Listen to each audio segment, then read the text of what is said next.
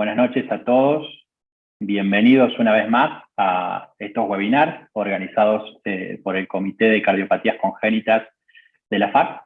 En esta ocasión tenemos un webinar de lujo en donde se va a hablar de arritmias en el niño y el adolescente. La idea es hacer un enfoque desde lo frecuente al infrecuente. En esta ocasión tenemos disertantes de lujo. Va a estar la doctora María Magdalani. Ella es cardióloga infantil, especialista en electrofisiología. Se desempeña como médica electrofisióloga en el Hospital Posadas. Y luego vamos a tener la presentación de casos clínicos que lo va a realizar el doctor Sebastián Jans, que él es cardiólogo, especialista en electrofisiología y es director del Centro Médico UAM de aquí de Salta y es profesor adjunto de la carrera de Medicina de la Universidad Nacional de Salta. Así que bueno, gracias a todos de nuevo por sumarse a estos webinars, que va a ser el último del ciclo previo al Congreso, y agradecerle a los disertantes, a María y a Sebastián. Así que empezamos, María. Bueno, hola, buenas tardes a todos. Antes que nada, muchas gracias por invitarme a participar y bueno, espero que les resulte interesante. Vamos a ver si compartimos pantalla.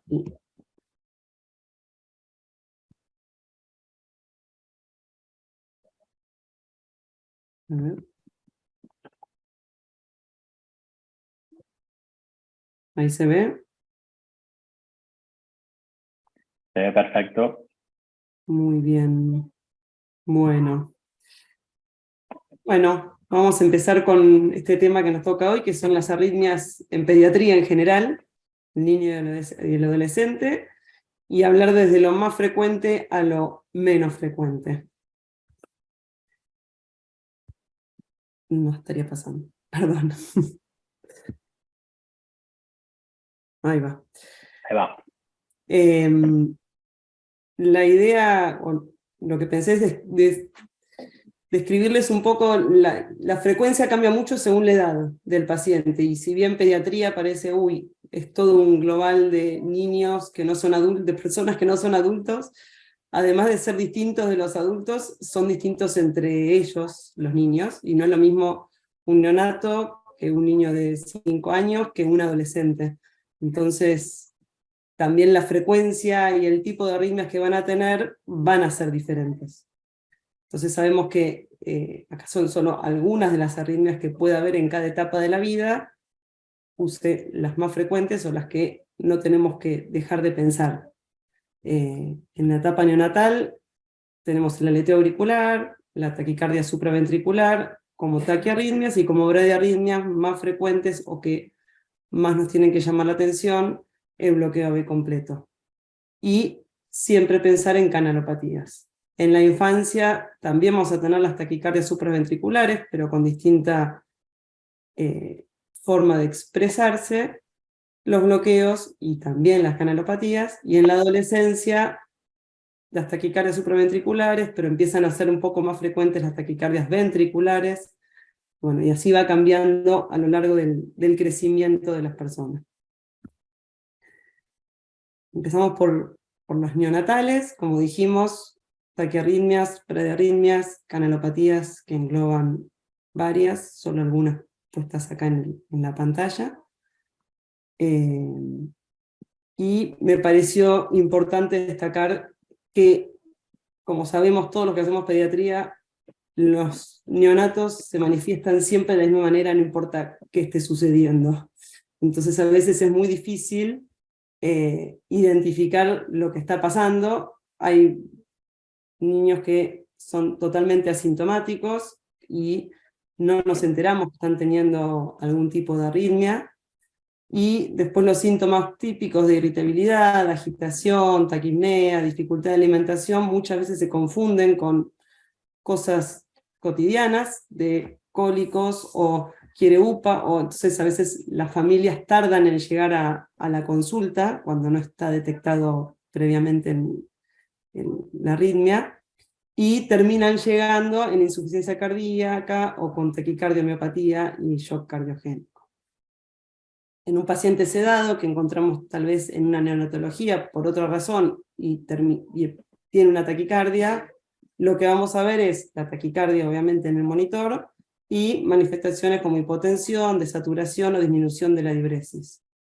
Entonces, al ser tan inespecíficos los síntomas del neonato, es importante siempre pensar que puede ser una arritmia. Vamos a empezar primero por el aleteo auricular, que si bien no es la más frecuente, es el del 1 al 2% de las arritmias fetales, es una arritmia que nos suele tocar y que a la gran mayoría ha visto, y cuando aparece un neonato con un aleteo auricular, es una situación que hay que tratar en el momento. A veces se detectan intraútero cuando tenemos los controles durante el embarazo, y otras veces no. Cuando se detecta intraútero está la opción de hacer el tratamiento. El tratamiento se hace tratamiento médico a la madre, y a través del cordón y la placenta llegan los fármacos al feto. Esto puede tener mayor o menor respuesta según los casos, pero muchas veces con este tratamiento podemos llegar a la reversión a ritmo sinusal. Después, otra cosa que ya dijimos recién, pero que la clínica va a depender mucho de la duración de la arritmia.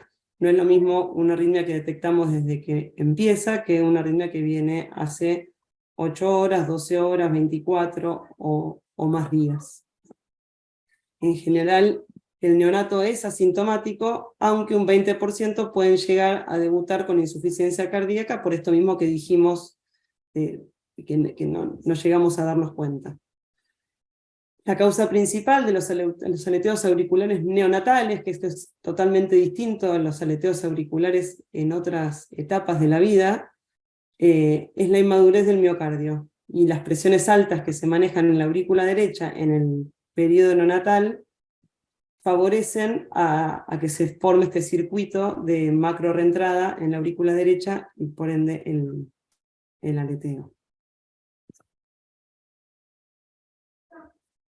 Bueno, la mayoría de los pacientes no tienen cardiopatía estructural, y es solamente esta causa. Hay casos de pacientes con cardiopatías congénitas, y ahí ya es otra la situación en la que estamos hablando.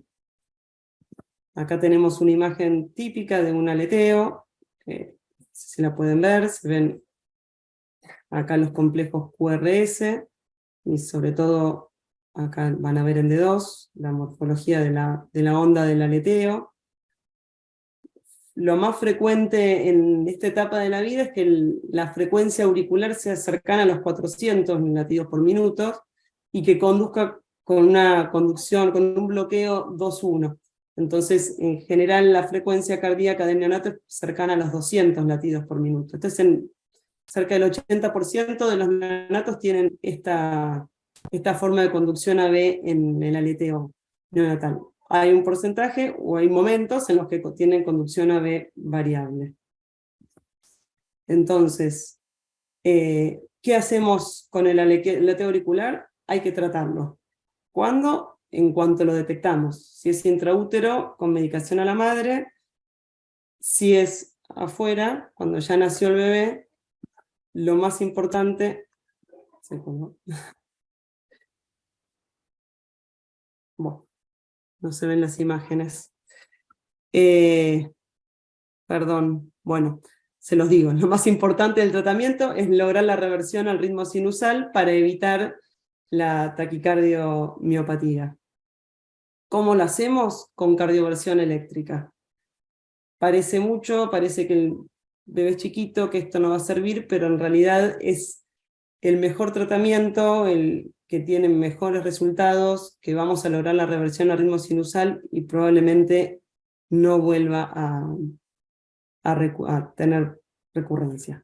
En caso de no poder hacer cardioversión eléctrica porque no tenemos, porque tenemos pero no sabemos, tenemos pero no tenemos las paletas adecuadas para el paciente, está la opción siempre del tratamiento farmacológico.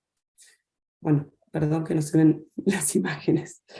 Y otra opción que muchas veces pasa es que revierte espontáneamente, y Cuando hay recurrencias, lo más común es que sean durante las primeras 24 horas después del diagnóstico. En general, si pasan después de 24 horas de la reversión a ritmo sinusal, es muy raro que recurra el aleteo auricular. Y en estos casos no requiere ningún tratamiento posterior, ni tiene que irse con medicación ambulatoria, ni ninguna otra cosa. Ahora, si tenemos un aleteo de difícil manejo, que revierte y vuelve a comenzar, que requiere, además de la cardioversión, drogas, o que tiene algún tipo de cardiopatía, ese sería ya otro paciente, y ahí sí, probablemente necesite tratamiento posterior y un seguimiento ambulatorio. Bueno, ahí estaban, perdón. Bueno. Y otro tema que me pareció importante hablar dentro de la etapa neonatal es el bloqueo B completo congénito.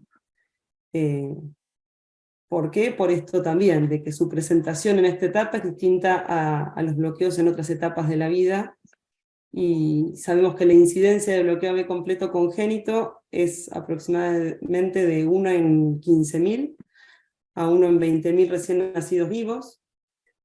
El 95% de las madres que se estudian tienen anticuerpos positivos, anti-Ro y anti-La. El diagnóstico se puede hacer intrauterino por ecocardio fetal, es algo en embarazos controlados habitualmente se detecta. En general el bloqueo puede empezar a partir de la semana 16 de edad gestacional y hasta la 28, y es cuando se va produciendo la lesión del sistema de conducción por los anticuerpos maternos. La mortalidad natal es baja, pero no tan baja, si logramos llevarlo hasta el final del embarazo, siempre es mejor.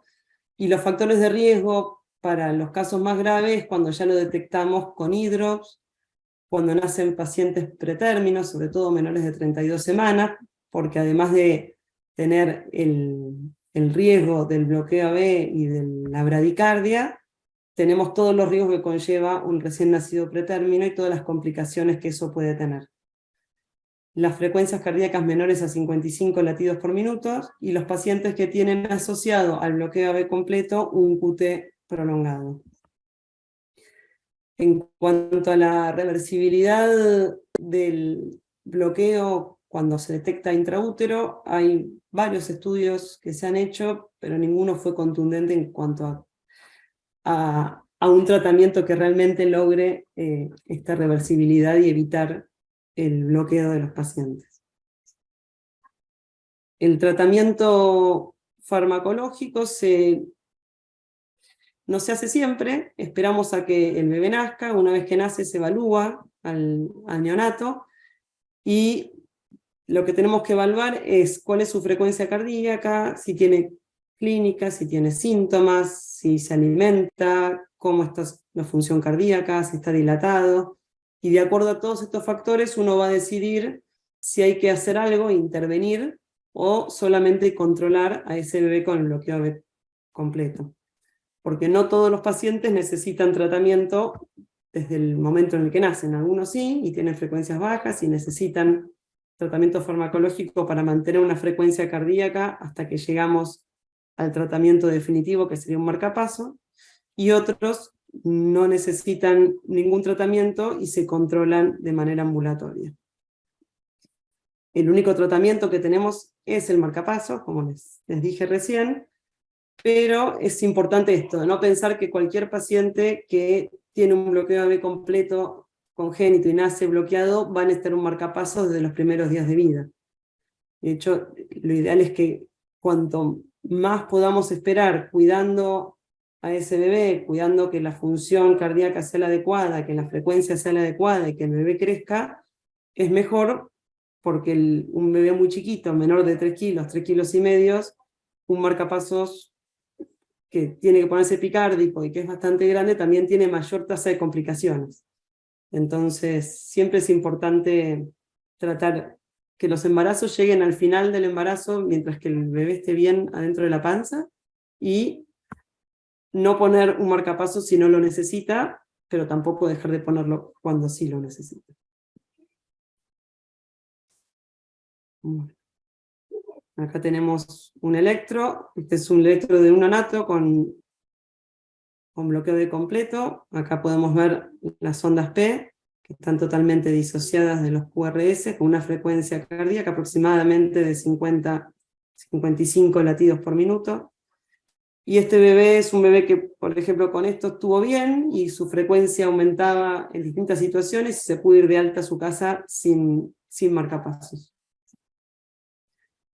Bueno, si pasamos a las arritmias en la segunda etapa de la vida, en la infancia, sabemos que en este momento, dentro de las taquiarritmias, que son las arritmias más frecuentes, la más frecuente es la taquicardia paroxística supraventricular, que puede ser mediada por vías accesorias o taquicardias intranodales. Las taquicardias ventriculares son más raras. Dentro de las bradiarritmias tenemos los bloqueos, que pueden venir ya diagnosticado desde la etapa neonatal, como dijimos antes, o no, o ser un diagnóstico de nuevo en esta etapa de la vida, las bradicardias sinusales y las canalopatías, en las que siempre tenemos que pensar ante un paciente que controlamos con un electro, o que hay algo en su historia clínica que nos llama la atención.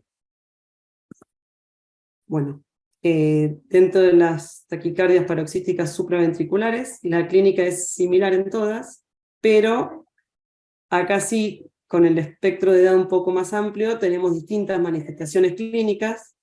Podemos tener palpitaciones referidas en los chicos que ya pueden hablar, o en un niño más pequeño, de 1 año o de 2, tal vez lo notamos irritable, agitado, taquipneico, y es difícil saber qué es lo que está sucediendo. El porcentaje de pacientes que llegan con taquicardiomepatía, shock e insuficiencia cardíaca también es más alto en los pacientes más pequeños, que no pueden expresar lo que les pasa, que en los chicos más grandes. Sabemos que las taquicardias supraventriculares tienen una incidencia en pediatría de entre 1 en 250 y 1 en 1000 individuos. Menos del 50% se presentan con miocardiopatía dilatada e insuficiencia cardíaca, como les dije antes, sobre todo en los más pequeños. Y el 50-60% de los pacientes tienen su primer episodio antes del año de vida, y sobre todo antes de los 4 meses. Entonces por eso hay que estar atento en estos pacientes. De estos pacientes que tienen su primer episodio dentro del primer año de vida, la gran mayoría lo resuelve al año de vida y no vuelve, no recurre, salvo que tenga alguna patología clara, o un Wolf, o alguna otra cosa que uno tenga que seguir viendo. La gran mayoría resuelven antes del año y no vuelven a tener taquicardias. Igualmente uno los controla, porque sabemos que cerca de la edad escolar y en la adolescencia son los momentos donde hay más probabilidad de que estas arritmias recurran. Y el 80-90% de los pacientes menores de 1 año, sus taquicardias supraventriculares son mediadas por vías accesorias. Por eso, acá les voy a mostrar 2 ejemplos de taquicardias. Son 2 pacientes en las que vamos a ver, no sé si escucharon hablar de RP corto, RP largo. Es una forma que usamos bastante para tratar de individualizar y ver qué tipo de taquicardia tiene nuestro paciente, sobre todo las supraventriculares, donde vemos taquicardias regulares con QRS angosto, y lo que tratamos de encontrar es la onda P. Entonces, en este primer electrocardiograma vemos, si llegan a ver, el QRS y algo acá muy chiquito que deforma la onda T, que es una P. Entonces el RP es corto, o sea, el tiempo entre que se despolarizan los ventrículos y el estímulo llega a la aurícula es breve. En cambio, en este caso, vemos también una taquicardia de QRS angosto irregular, pero del QRS a la onda P, que es esta muesca que ven acá negativa, es más largo el período. Entonces, esto nos ayuda a nosotros a clasificar y tratar de llegar a un diagnóstico más preciso del mecanismo de la taquicardia. ¿Cuál es el tratamiento de la taquicardia supraventricular en el momento agudo? Bueno, las maniobras vagales siempre son lo primero que uno piensa. Hay que ver la edad del niño y si son factibles de hacer. En los chicos más grandes es más fácil. En los neonatos no hay muchas maniobras que sean seguras para el bebé, así que preferimos en general recurrir al tratamiento farmacológico. La adenosina es la droga que usamos por excelencia porque su mecanismo de acción lo que hace es bloquear el nodo AB durante muy breves, durante menos de 10 segundos, y eso logra cortar el mecanismo de la taquicardia. Y lo que sí es muy importante, y me parece importante que decirlo, por más que lo repitamos muchas veces, es realizar un electrocardiograma durante el pasaje de adenosina. Esto parece que no se puede, que hay que apurarse, pero bueno, en general los pacientes están bien, no tienen inestabilidad hemodinámica, y el poquito tiempo que lleva conectar un electrocardiograma y documentar la adenosina nos va a cambiar mucho posteriormente en llegar a un diagnóstico más preciso y un tratamiento adecuado para el paciente. Cuando el paciente tiene inestabilidad hemodinámica, sí vamos a recurrir a la cardioversión eléctrica sincronizada, y si todo esto no funciona o recurre la taquicardia, tenemos fármacos como la medarona para lograr mantener un ritmo sinusal en el momento agudo. Acá les muestro un ejemplo de una taquicardia que le pasamos adenosina y se ve como frena y revierte.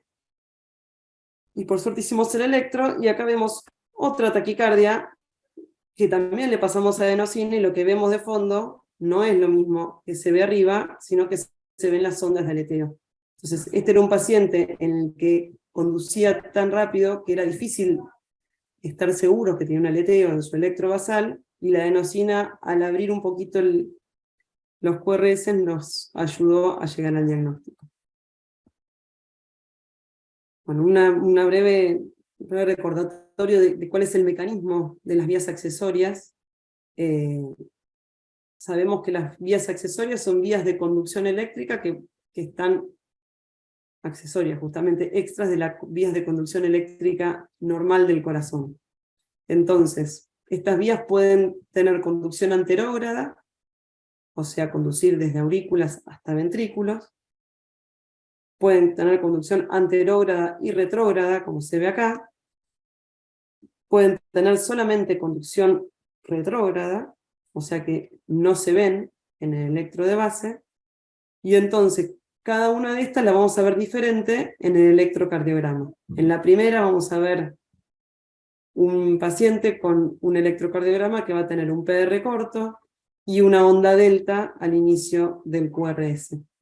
En cambio en la segunda, en el segundo ejemplo, donde no hay conducción anterógrada, pero sí retrógrada, el electrocardiograma va a ser normal, pero este paciente también tiene una vía accesoria.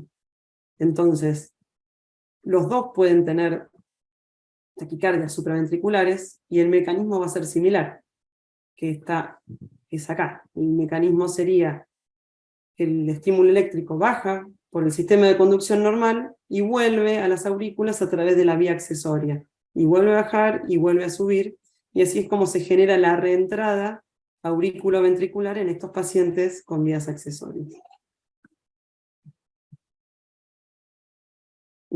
Algo cortito del Wolff-Parkinson-White, que es muy frecuente de diagnosticar en esta etapa de la vida, en la infancia. Sabemos que la prevalencia es alta, es de 1 a 3 cada 1000 individuos.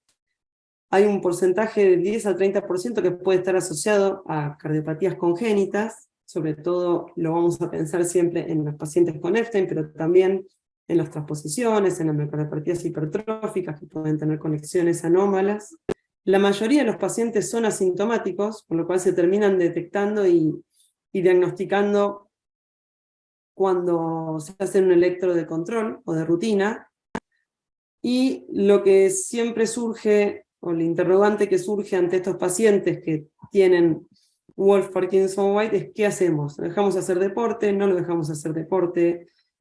¿Qué va a pasar? ¿Es grave, no es grave? ¿A qué edad? ¿Cuándo? ¿Cómo?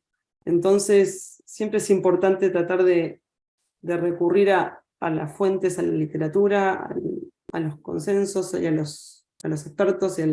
Bueno, si nos guiamos por el consenso de Wolf, que está hecho por el HRS y PACES, sabemos que un paciente que tiene Wolff-Parkinson-White tiene mayor riesgo de eventos de muerte súbita, que es lo que realmente nos preocupa, o potencialmente mayor riesgo cuando tiene una preexcitación permanente en el electrocardiograma, cuando tiene vías múltiples, que eso a veces uno no lo puede detectar de entrada, pero si vemos electrocardiogramas con distintos tipos de preexcitación, podemos pensarlo.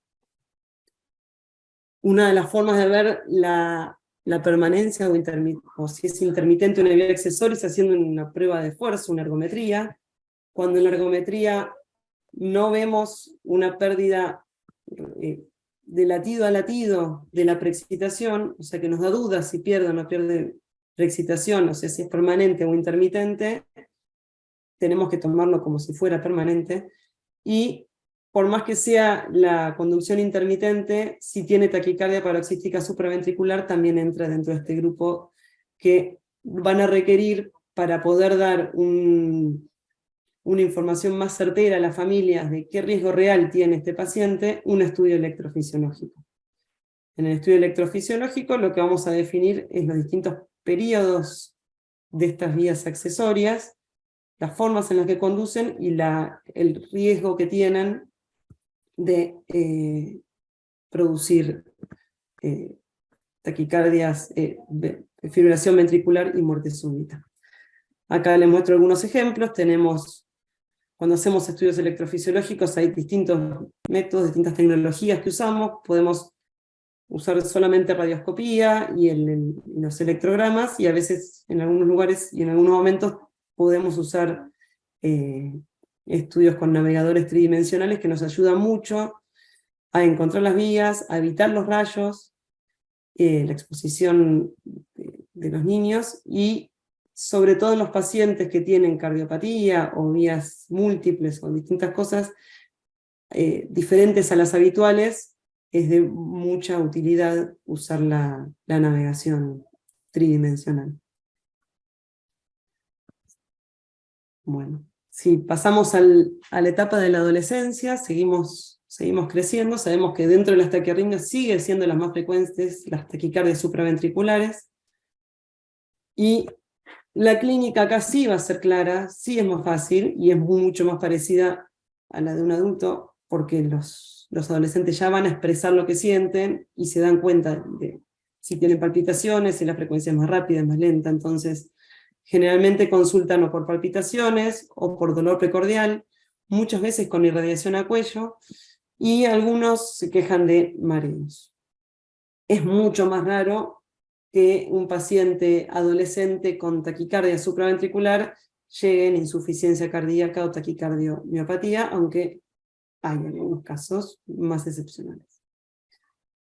Dentro de esta etapa de la vida, como dijimos antes, lo más frecuente en las vías accesorias, ahora aparecen también las taquicardias por reentrada nodal.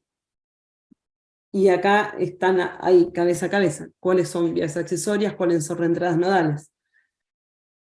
Les hice un pequeño resumen de este dibujo para entender un poco qué quiere decir una taquicardia por reentrada intranodal. Nosotros sabemos que el nodo auriculoventricular no es solamente una estructura que conduce con una sola vía, de una sola manera, sino que tenemos dos vías, por lo menos dos vías. Una que conduce de manera más rápida y otra que conduce más lento. Al tener dos vías adentro del nodo, como vemos acá, esto es lo que nos permite y lo que posibilita que haya una reentrada y que nos termine desencadenando una arritmia. Para eso tenemos que tener dos vías de conducción eléctrica, que en el caso de la intranodal es una vía rápida y una vía lenta, con distintos periodos refractarios, o sea, distintos momentos en los que pueden conducir o dejar de conducir, y distintas velocidades de conducción. Y eso va a hacer que la conducción se genere, como hablamos antes, en las vías accesorias, que teníamos dos vías, el sistema de conducción normal y la vía accesoria. Acá hacen el mismo mecanismo, pero vía lenta, usan la mayoría la vía lenta para bajar y la vía rápida para subir, y de esta manera se genera la reentrada dentro del nodo B. Acá tenemos un ejemplo de taquicardia. Es muy difícil darse cuenta solo por el electro si es una intranodal, si es una vía oculta, pero sí es importante por eso documentarlo y poder ayudarnos con esto el diagnóstico para ver después qué tratamiento le vamos a dar a nuestro paciente. Y otro tema que me parece importante hablar en esta etapa de la vida son las extrasístoles ventriculares. ¿Por qué? Porque son muy frecuentes, muchas veces las detecta el pediatra en el consultorio, oculta al paciente y siente un ritmo irregular, y nos llegan a la consulta por esto, lo escuchamos, a veces se escuchan, a veces no. La mayoría son asintomáticas y la gran mayoría son benignas, pero es importante siempre estudiarlas, porque no es lo mismo hacer un electro y encontrarse con esto, que es una extrasístole ventricular, con un acoplamiento adecuado, sin ningún tipo de fenómeno, aislada y uniforme, que pedirle un estudio y encontrarse con una taquicardia. Estos son solo 3 latidos, pueden ser 3, pueden ser más, pero ahí ya empezamos a mirar a nuestro paciente con otros ojos y ver qué tenemos que hacer y qué riesgo tiene potencial ese paciente, o encontrar solamente extrasístoles al principio y después terminar encontrando un paciente con este tipo de arritmia, donde tenemos extrasístoles ventriculares, bidireccionales y una taquicardia polimorfa que nos lleva a pensar en otro montón de otros diagnósticos.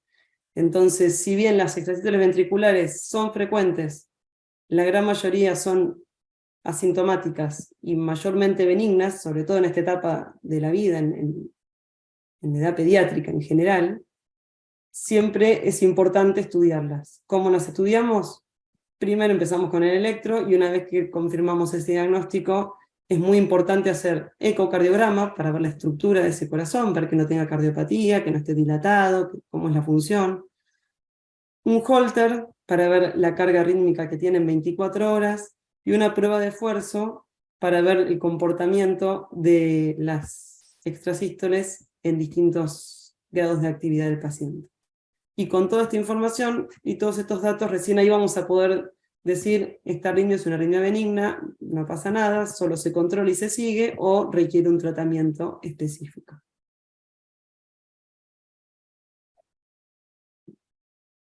Y bueno, esto me lleva a hablar de las canalopatías, que si bien las nombramos y aparecieron en todas las etapas de la vida, son lo más infrecuente, pero es algo que siempre tenemos que pensar por la gravedad que conlleva el tener una canalopatía. Sabemos que son enfermedades genéticas, que son alteraciones en los canales iónicos de las células cardíacas. Acá podemos ver, puede ser alteraciones en el canal de potasio, canal de sodio, de calcio. Todas las alteraciones de estos canales iónicos van a hacer que las corrientes iónicas se modifiquen. Esto va a modificar el potencial de acción transmembrana, y lo que vamos a ver nosotros en el electrocardiograma va a ser distintas alteraciones, generalmente de la repolarización, pero también de la despolarización. El síndrome de QT largo es la más frecuente de las canalopatías. La alteración puede estar en los canales de potasio o en los canales de sodio. Afecta a una de 2.000 cada 2.500 personas, es transmitida genéticamente, y cada vez se descubren más genes para síndrome de QT largo. Toda la genética nos ayuda mucho en estos pacientes, y si bien es algo que está evolucionando día a día, está bueno cuando uno logra y consigue hacer un test genético para poder llegar al diagnóstico un poco más preciso de qué tipo de paciente, qué tipo de QT tiene nuestro paciente. La mayoría se transmiten de manera autosómica dominante, y el diagnóstico lo vamos a hacer principalmente con el electrocardiograma, los síntomas, los antecedentes familiares, y cuando podemos, si podemos, el test genético.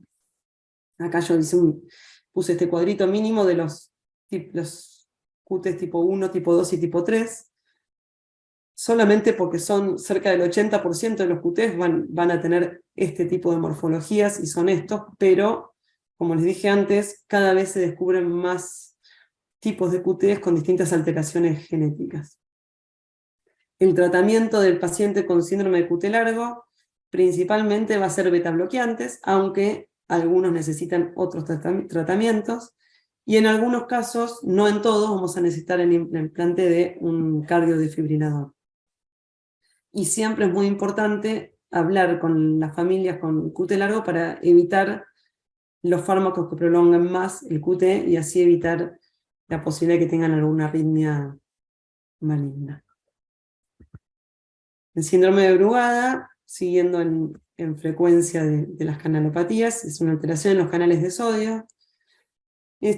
Se presenta en 1 a 5 de cada 10.000 personas, más en varones, y en general el diagnóstico suele hacerse cerca de los 30 a 40 años de edad, pero también hay diagnósticos en niños. Suelen ser en pacientes que tienen antecedentes familiares, entonces uno ya lo busca más específicamente, o si llegan a tener algún síntoma específico o síncope en la infancia, que es más raro, uno lo puede encontrar. ¿Cómo hacemos el diagnóstico de síndrome de Brugada? Necesitamos tener un electrocardiograma con patrón tipo 1 espontáneo, que es este que ven acá, en el primer electro. Si no tenemos este electrocardiograma, que es el que nos va a dar el diagnóstico preciso de Brugada, tenemos que tratar de utilizar todo lo que tenemos a nuestro alcance, qué tipo de síntomas tiene el paciente, si hay antecedentes de muerte súbita frustra, si hay historia familiar positiva, y otra instancia que se puede hacer, que tanto no se usa en pediatría, pero que sí la hacemos, son los test con bloqueantes de canal de sodio, que van a poner de manifiesto el patrón de Brugada. Bueno, tenemos la taquicardia ventricular catecolaminérgica. En este caso la alteración se produce en el metabolismo del calcio. Esto es menos frecuente, es 1 de cada 10.000 individuos, y sabemos que es una arritmia polimorfa que se induce en general por el ejercicio físico o por el estrés. La edad media de presentación y de diagnóstico es alrededor de los 7 años. Y para llegar al diagnóstico tenemos que tener un paciente de esta edad que tenga historia de síncopes, con un electrocardiograma basal y ecocardiograma normales, y que cuando le hacemos la prueba de esfuerzo o en el Holter mismo, encontramos este tipo de arritmia, que es una arritmia ventricular, bidireccional o polimorfa, y que esto puede terminar en una fibrilación ventricular y muerte. El tratamiento de estos pacientes es con betabloqueantes y limitación de la actividad física. Algunos necesitan el implante de cardiodesfibrilador, y en algunos casos de muy difícil manejo también se realiza la denervación simpática. Bueno, y finalmente, como última canalopatía de las que les voy a hablar muy brevemente, es el síndrome de QT corto. Esta es muy poco frecuente, es relativamente nueva dentro de las canalopatías y de las arritmias que vemos nosotros. Fue descrita recién en el año 2000. La alteración se produce principalmente en el canal de potasio, pero también hay algunas que producen por alteraciones en los canales de calcio. Lo que vemos acá es un electrocardiograma con un QT corregido menor a 340 milisegundos, con ondas T muy picudas, que a veces hasta son más altas que el QRS, y generalmente, como la mayoría de las canalopatías, tiene historia familiar positiva de síncopes, de fibrilación auricular en pacientes jóvenes, fibrilación ventricular, muerte súbita. Existen casos de de muerte súbita del lactante, en casos de síndrome de QT corto más agresivos, y el tratamiento del QT corto todavía está definiéndose. El fármaco que más se utiliza o que mejor respuesta tiene es la quinidina, y si no, en la gran mayoría de los casos que se detecta por síncopes o eventos de muerte súbita frustra, es el implante del CDI. Bueno, muchísimas gracias por la atención y espero que haya estado interesante. Bueno, perfecto. María, muchísimas gracias. Fabulosa la disertación, por demás clara. Y bueno, vamos a pasar a la presentación de casos clínicos. Quien los va a presentar va a ser el doctor Sebastián Sanz. El doctor Sebastián Sanz es especialista en cardiología, electrofisiólogo, es director del Centro Médico UAM y está como médico profesor adjunto de la carrera de medicina de la Universidad Nacional de Salta. Sebastián, pasamos con vos. Hola, buenas noches. Gracias por la invitación. Gracias, Juan Manuel. Gracias, doctora Magdalani. Excelente presentación, un resumen muy completo. Voy a presentarles yo unos pocos casos para un poco graficar lo que explicó la doctora Magdalani. Estoy viendo de compartir la pantalla. Ahí estamos. Ustedes me van a decir, Juan Manuel, si se ve bien. Perfecto, Seba. Ahora, lo que sí, pone en presentación. Ahí estamos. Perfecto. ¿Sí? Bueno, pensaba en el nombre de este webinar, de lo frecuente a lo infrecuente. Y cuando uno presenta un caso en un ateneo como este, quiere presentar algo raro. Bueno, obviamente voy a empezar con cosas que son relativamente frecuentes, pero cómo eso puede trastornarse e ir a algo raro, infrecuente. Empezamos con este electrocardiograma de un paciente que me es derivado y el chat está abierto, así que si alguien quiere decir algo, lo puede decir. Yo lo voy a intentar leer mientras explico. Alguien pidió hablar sobre preexcitación, ¿sí? El Wolff-Parkinson-White, y cuando nosotros vemos este electrocardiograma, lo primero que pensamos es, está más ancho de lo normal, tiene un inicio lento, con una pendiente que identificamos como esa onda delta y que acorta el PR, ¿no? Entonces, es un electro que nos hace pensar en el diagnóstico de un Wolff-Parkinson-White. Puntualmente, este caso se trata de un paciente, voy a mover acá, de 18 años, procedente del interior de mi provincia, de la provincia de Salta, que es derivado por un médico que le hace el electrocardiograma. El paciente refería palpitaciones muy breves, poco claras, no las refería como esperamos nosotros la descripción de una taquicardia por un Wolff, ¿no? De un inicio brusco, un final brusco, muy rápidas, generalmente percibidas más en el pecho, sino que él le escribía una sensación de aceleramiento del corazón y ese electrocardiograma. Wolff-Parkinson-White, paciente joven, patología frecuente, ¿sí? Traía, además del electrocardiograma, un eco hecho en Rosario de la Frontera que era normal. Cuando yo lo reviso, su presión arterial, esto es una copia de lo que escribí en la historia clínica, muy escueta, tenía una presión normal, 120/80, y le siento un soplo sistólico 3/6 en los 4 focos. Yo soy electrofisiólogo, no soy bueno ni en la semiología, ni en el análisis de las imágenes, y entonces lo que hago es consultarle a nuestro jefe en pediatría, al doctor Robredo, y le digo, tengo un paciente con un soplo, tiene además un probable Wolff, casi seguro que es un Wolff, pero es un electro raro, es demasiado ancho el QR, se lo vuelvo a mostrar. Y le pido que le repita un ecocardiograma, ¿sí? Ese es el electrocardiograma, como les digo. Parece un Wolff, pero me llamó la atención que era muy aberrante el QRS. El doctor Robredo le realiza un eco que me informa que tenía una comunicación intraventricular pequeña que no necesitaba intervención quirúrgica. Le explico al paciente la posibilidad de realizar un estudio electrofisiológico y ablación por radiofrecuencia. No tiene cobertura a este paciente, entonces queda como un pendiente la realización de esto, porque no quedaban claros los síntomas, estaba la preexcitación, al menos en los electros que tenía, todavía yo no tenía un Holter ni una ergometría. En el mientras tanto, mientras veíamos si hacíamos una ablación o no, el paciente, en la espera, hacemos como corresponde, empezamos con la estratificación no invasiva del paciente y me viene con su Holter. Y el Holter, perdón, antes de ir a eso, quiero que analicemos este cuadro de su comportamiento de la frecuencia cardíaca, y si ustedes ven, yo tenía el informe y me hablaba momentos de bradicardia. Hay momentos durante la noche donde la frecuencia cardíaca está ahí alrededor de 38, pero me llamaba profundamente la atención esto, sumamente plano la frecuencia en esos momentos, ¿no? Y era durante las horas del sueño, esto se incrementaba durante la actividad. Y ahora sí la imagen que les mostré recién, el paciente durante el sueño hacía esto. No sé si alguien quiere decir algo.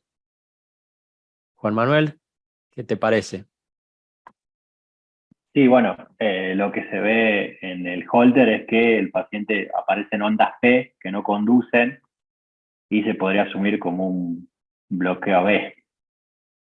Efectivamente, el paciente no solo tenía un Wolf, sino que tenía un bloqueo AB que estaba salvado por la presencia de ese Wolf. Es decir, él no estaba con un bloqueo probablemente congénito porque no había habido ninguna intervención previa, vinculado quizás a su defecto septal, y gracias a la presencia del Wolf, él no estaba con un bloqueo AB completo, pero en cuanto la conducción de ese haz se veía disminuida, fundamentalmente cuando aumenta el tono parasimpático durante el sueño, se producía el bloqueo de la conducción por el haz accesorio y la falta de conducción por el nódulo AB, por lo tanto, la aparición de ese bloqueo AB completo, ¿sí?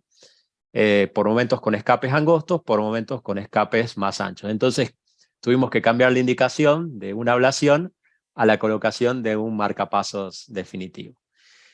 Así, ¿sí? Registros donde se puede ver claramente esto, la disociación entre aurícula y ventrículas. Frecuencia cardíaca que llega hasta 22 latidos por minuto lo mínimo, 115 lo máximo. Difícil que este paciente tuviera taquicardias, porque aparentemente es un haz que conduce mal, ¿sí? De manera anterógrada, y difícilmente tenga una buena conducción retrógrada tampoco. Esto me fui a buscar artículos y esta asociación entre bloqueo AB congénito y síndrome de Wolff-Parkinson-White, dos trastornos que son el Wolff bastante frecuente, el bloqueo AB congénito, como explicaba la doctora, no es de extremas rarezas, pero la asociación de ambos trastornos sí es una extrema rareza. El bloqueo AB congénito es de más o menos 1 cada 20.000 recién nacidos, el Wolff, como dijo la doctora, en un caso a 3 cada 1.000 personas. Por lo tanto, la combinación de tener bloqueo AB congénito y a su vez tener Wolff-Parkinson-White se puede dar en un caso cada 20 a 40 millones de individuos. Como contraparte de esto, quiero mostrarles este otro caso, que no es un caso propio, que lo presento con autorización.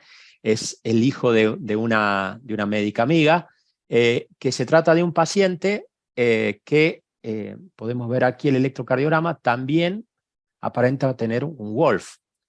Lo extraño de este caso es que este paciente había sido operado por una comunicación interventricular en la niñez, y luego de la cirugía había requerido la colocación de un marcapasos definitivo, un marcapasos monocameral, un BBI, que mala suerte, hijo de médico, el marcapasos que se le colocó estaba en recall, era un marcapasos de la marca Guidant, que ya no existe, fue absorbida por otro laboratorio, por eso la nombro. Es un marcapasos que falló por agotamiento súbito de la batería, y el paciente hizo un cuadro de lipotimia constatándose que efectivamente se encontraba en bloqueo AB completo.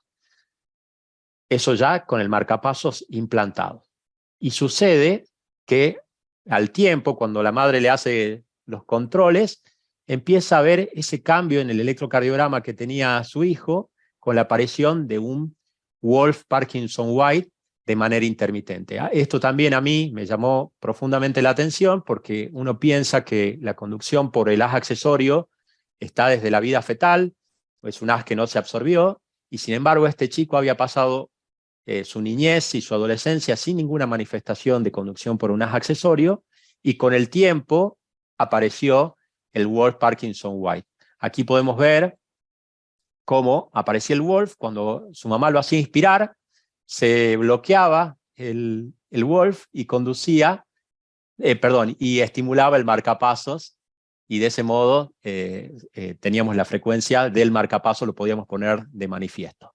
Eso también me llevó a leer y a encontrar pocos casos reportados donde la preexcitación ventricular se ha presentado como una forma de resolución de un bloqueo AV completo, ¿sí?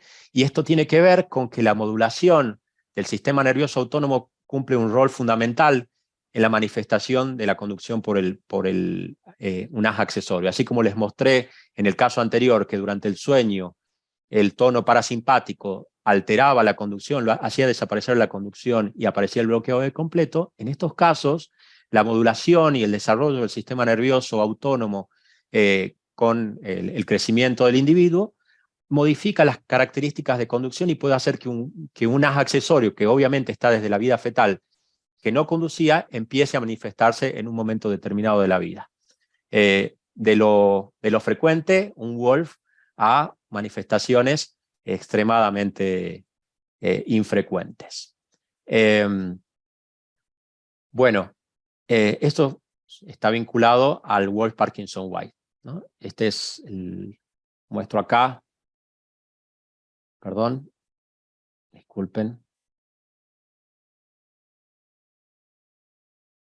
El caso que presentan en este reporte de caso de un bloqueo AV completo, ven las ondas P disociadas, que en un momento determinado de la vida aparece conducción por un haz accesorio y resuelve el bloqueo AV completo. Obviamente es una resolución poco segura, no vamos a confiarnos en la conducción por ese haz accesorio y vamos a tomar los criterios de indicación de marcapasos que tenemos habitualmente para un bloqueo AV congénito en estos casos. Paso a un caso distinto. LC es un masculino de 11 años que el 23 de mayo del año pasado presenta un cuadro que voy a leer como figuraba en la historia clínica. El padre refiere que en horas de la madrugada encuentra a su hijo inconsciente, constata ausencia de respiraciones, retroversión ocular e hipertonía, por lo que decide realizar respiración boca a boca y compresiones torácicas. Luego de estas maniobras, dice que su hijo recupera la respiración. Llaman al sistema de emergencia, al domicilio. En el sistema de emergencia considera que el paciente está, cuando lo van a atender, en un paro cardiorrespiratorio, le realizan maniobras básicas de reanimación, le administran una dosis de adrenalina saliendo del paro. Tampoco sé por qué no se realizó una cardioversión en ese momento. La adrenalina lo saca y le permite llegar al hospital, donde ingresa al shock room, inconsciente, respiración jadeante. Se constata en el monitor la presencia de una taquicardia ventricular sostenida.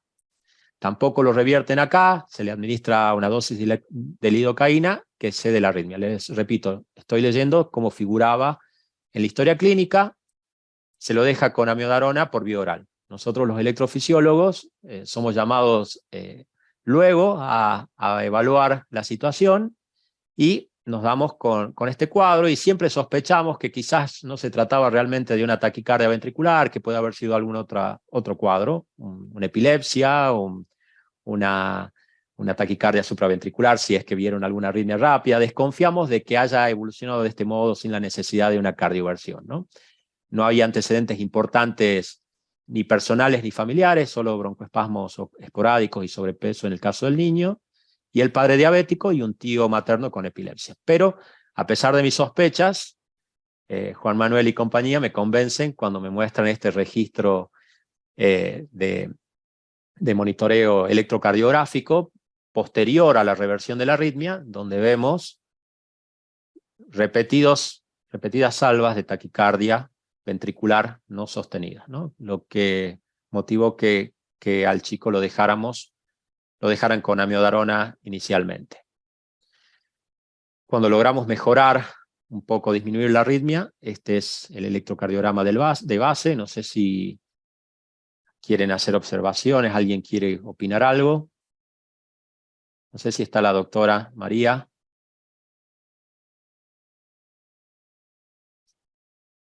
Está silenciada.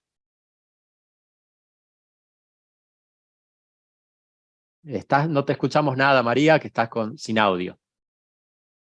¿Ahí está? Ahí estás. Ahí va. Bueno, muy interesantes igual los dos casos, ¿no? Pero llama la atención que una taquicardia ventricular, por lo menos las que podemos ver y están documentadas, genere lo que le generó a este niño.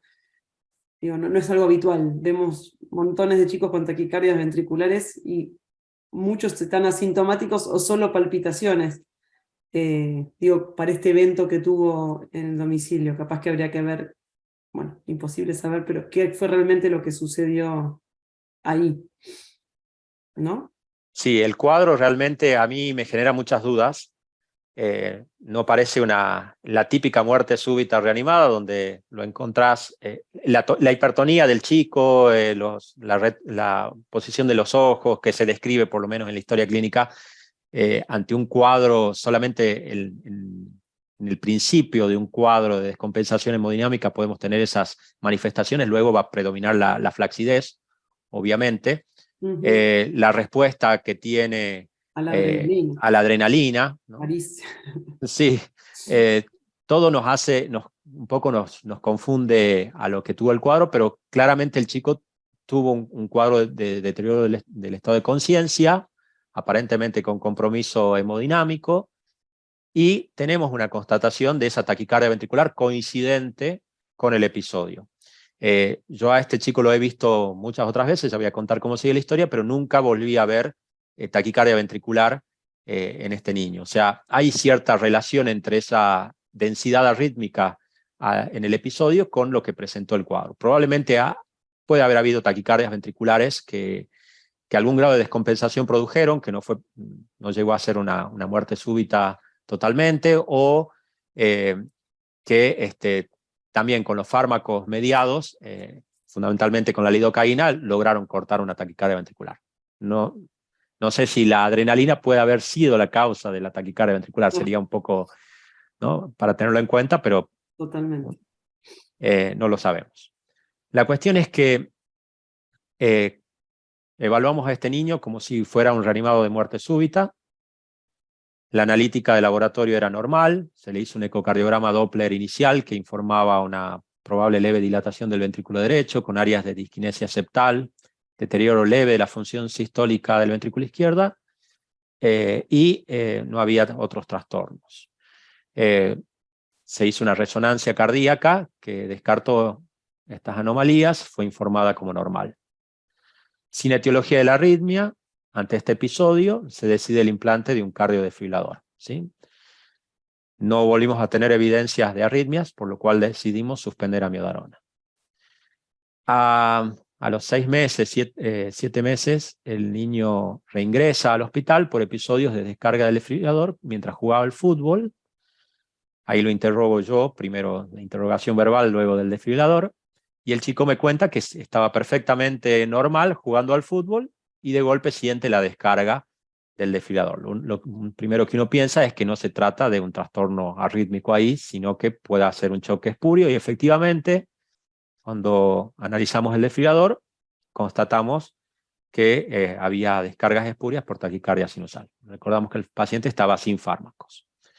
Reprogramamos las zonas de terapias e iniciamos tratamiento con beta bloqueantes, con atenolol 50 miligramos al día. Y el chico me viene a ver luego con este electrocardiograma, que me empieza a llamar la atención.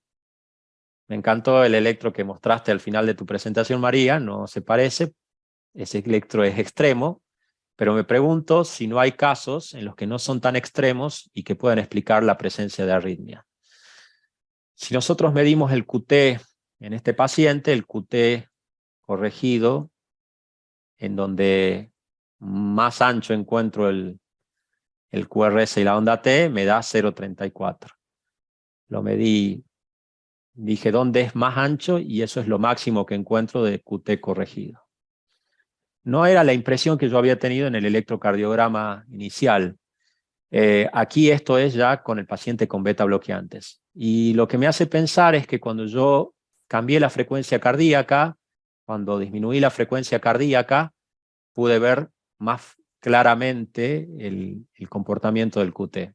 Una particularidad que tiene el QT corto es que no se modifica como esperamos habitualmente que se comporte el QT en un paciente, en una persona normal, ¿no? Que se va a prolongar junto con la prolongación de la frecuencia cardíaca, con la disminución de la frecuencia cardíaca. Acá disminuimos la frecuencia cardíaca y el QT se nos acorta, ¿no? Y por eso también la utilidad de pruebas como una ergometría y ver cómo ante estímulos de aumento o de disminución de la frecuencia cardíaca es un QT bastante fijo. Ante la ausencia de otra etiología, sospecho que es una posibilidad el diagnóstico de un QT corto. No es un caso cerrado. Estoy en los intentos de tener genética. En nuestro país se hace difícil poder aplicar todas las veces que queremos la genética, pero creo que nos puede ser de utilidad para terminar de resolver la etiología de este caso que no ha quedado claro desde un principio. No sé, doctora Marías, tu opinión. Sí, difícil, la verdad que es un caso difícil y estas muertes súbitas que no tienen después en el electro de base nada que nos oriente son el desafío más grande, ¿no? para ver el tratamiento. Es verdad que el QT no es tan corto, pero está en el límite, pensando otras opciones. Sabemos que el QT corto puede tener también asociación con fibrilación auricular o con distintas alteraciones de la conducción a eventos. Tal vez lo que tuvo el paciente esa primera vez no fue TBFB, sino que se fue más a una FA con respuesta más baja. Bueno, como para pensar opciones de qué fue lo que le sucedió.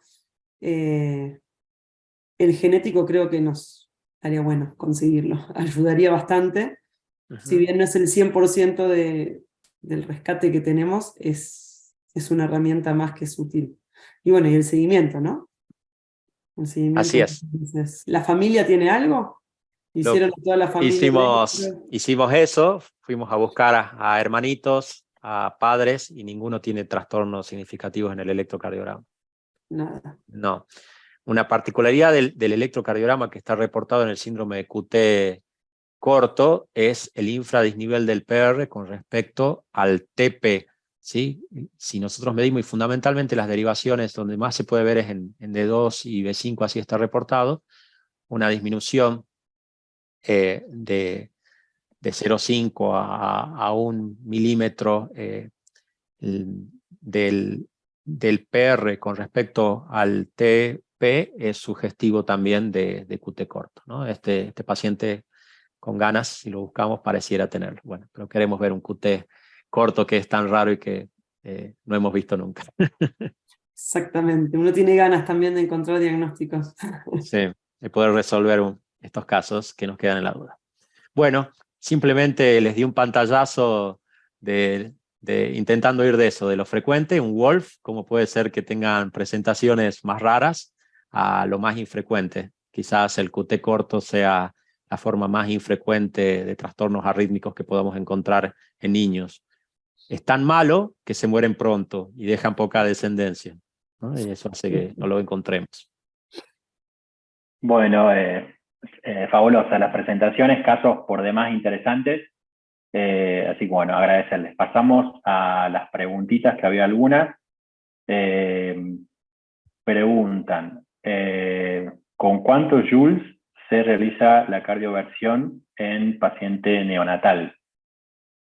De 0,5 a 1 joule por kilo sería. Hay que Bien, fijarse, algo que está bueno fijarse es qué desfibrilador tenemos, porque a veces, muchas veces uno cuando va a trabajar en algún lugar que no es el de siempre, dice, el desfibrilador está ahí, pero no todos los desfibriladores tienen la posibilidad de tener bajo joules para la descarga. claro, tal cual, Entonces es algo que está claro, bueno ver en el lugar de trabajo de cada uno.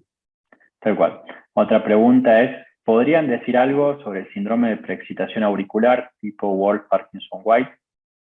Bueno, creo que se habló, se Se habló y habló, ¿no? Fue fue después también. fue bastante claro. Otra de las preguntas, ¿se podría plantear la neurocardioablación? Preguntan, no sé si era referido, Uno que para la catecolaminergia, parece creo que para tipo de referido a eso. arritmias, bueno, sí, son opciones, no es algo que se haga mucho menos en pediatría, no hay tanta experiencia, pero bueno, cuando los Bien, pacientes van bien con lo habitual, uno no profundiza más. Cuando es difícil, cuando tienen arritmias permanentes, cuando tienen choques de cardiofibrilares, vamos profundizando y tal vez es una opción más. Pero bueno, más que nada es la simpatectomía, del claro. ganglio. Bien, otra preguntita, neuroablación para bloqueo AB de tercer grado en joven. ¿Cómo? Neuroablación, dice, para el bloqueo AB de tercer grado en jóvenes y evitar la colocación de marcapasos. Sucede que en adultos se está planteando la neurocardioablación para modificar el comportamiento vagotónico, la estimulación significativa que tiene el sistema nervioso parasimpático cardíaco y de ese modo mejorar síntomas fundamentalmente en el síncope vasovagal con un gran No, componente cardíaco, cardioinhibitorio, quiero decir, perdón, y por eso el planteo este. Entiendo que la mayoría de los bloqueos AB congénitos responden a un mecanismo distinto y por lo tanto va a haber poca respuesta con la modificación del sistema nervioso autónomo, que es lo que busca este tratamiento. claro. Bien, después otra pregunta. ¿Actividad física solo recreativa con QT largo, tipo 1 y tipo 2? Pregunta en cuanto a la... Sí, en realidad la actividad física es principalmente recreativa, no competitiva y mucho menos de alto rendimiento. Claro, Pero también uno tiene que ir evaluando paciente por paciente, ver antecedentes, qué tipo de QT tiene, cuánta respuesta tiene al tratamiento, uno va a hacer el seguimiento con ergometrías, vamos, entonces es relativo. Pero como regla general, sí, solo recreativo. Lo que pasa es que también en los niños el límite entre el esfuerzo que le ponen al recreativo o al competitivo a veces no cambia mucho. Si están jugando en la cancha con los amigos y corriendo y quieren meter ese gol, van a seguir. claro, Y no les va claro. a importar si era recreativo o competitivo. Claro, claro, sí, se entiende, se entiende. Así que... Bien, yo quería aprovechar para hacerte una pregunta en cuanto a lo que es tu experiencia, porque se abarcó un poco de lo que era arritmias en el feto, y quería saber tu experiencia con el aleteo auricular en cuanto a lo que es farmacología. Sí. Bueno, a veces cuando tenemos un feto con taquicardia, no siempre sabemos cuál es el mecanismo, ¿no? A veces es Claro, más fácil para el ecocardiografista definir que parece un aleteo por el tipo, por VA21, bueno, y otras veces no, otras veces parece más una taquicardia supraventricular por reentrada, pero bueno. El tratamiento que en general, con el cual generalmente empezamos es con la digoxina. Y la dosis de digoxina va a ser la dosis suficiente para intoxicar no tanto a la madre, pero que claro, llegue lo suficiente al feto como para ser efectivo el tratamiento. Otra medicación que usamos mucho cuando pensamos que es un aleteo es el sotalol, y las dosis también se van regulando en realidad viendo siempre el electrocardiograma, bueno, y la parte cardiológica materna, y con eso ir regulando la dosis suficiente para que le llegue transplacentario al bebé. claro. pero bueno, se pueden ir asociando medicamentos. Bien, perfecto, perfecto. Hay una preguntita más que dice frecuencia. ¿Con qué frecuencia se deben hacer los controles en paciente con QT largo con ergometría si tiene buena evolución? ¿Cada 6 meses o un año? Bueno, depende. En realidad, si tiene buena evolución, cuando uno hace el diagnóstico, al principio del diagnóstico, que uno está conociendo al paciente, a veces hacemos más seguidos los controles, más que nada para ir viendo qué tipo de evolución tiene. Ahora, si sabemos que está bien, que cumple con el tratamiento, que los controles con Holter, ergometría son con buena respuesta, una vez por año está bien. Bien, otra pregunta, te quería preguntar en cuanto a los pacientes con bloqueo AB congénito, ¿qué criterios tenías en cuenta a la hora de indicar marcapasos o cuáles pacientes que tengan el bloqueo AB congénito por ahí no se consideraría para la colocación del marcapaso definitivo? Claro. Bueno, en realidad está escrito, ¿no? Están No, todos sí. los criterios, igual todo lo que está escrito después tenés que trasladarlo al paciente y ahí empieza un poco Claro, lo que ve cada uno. por Pero eso bueno, iba a preguntar. lo que tenemos que ver es la frecuencia cardíaca media, que eso va a variar según la edad del paciente, cuál es el punto de corte que tomamos. En los neonatos en general son 55 latidos por minuto, en los chicos más grandes 50. La función cardíaca, si hay o no dilatación o disfunción o algo en el ecocardiograma, el tipo de respuesta que tiene cronotrópica durante el día, si tiene síntomas o no tiene síntomas, si crece o no crece, el escape que tiene, si es un escape angosto, es un escape que sale desde más cercano al nodo AB, entonces son escapes más seguros y que en general es más raro que hagan pausas y que tengan mayor riesgo. En cambio, los escapes más anchos, que vienen de alguna otra parte de los ventrículos, son menos confiables. Entonces, o si tiene arritmia ventricular, que tiene algún tipo de irritación, bueno, todas estas cosas juntas hay que evaluarlas y con todo eso llegar al... Bárbaro. Perfecto, perfecto. Bueno, hay muchísimos saludos y felicitaciones para nuestros disertantes, para ustedes, que la clase estuvo muy buena y la presentación de casos clínicos también muy interesantes.